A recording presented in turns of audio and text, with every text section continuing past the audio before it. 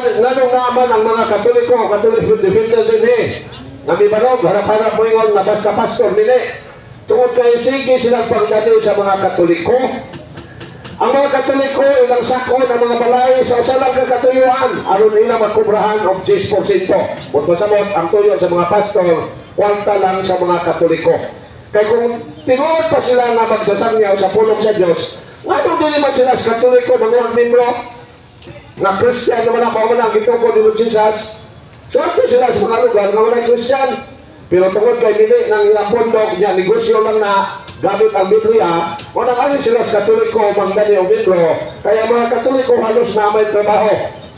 Kaya kung ang mga pastor ato ni Musangyaw sa mga kaisunan atong nasa bukid, mga ata, sila may pangayuang kwarta. So, alkansi sila sa ilang negosyo. O nang sila sa Katoliko, mga membro, kaya dahil mga Katoliko nga doon ay trabaho.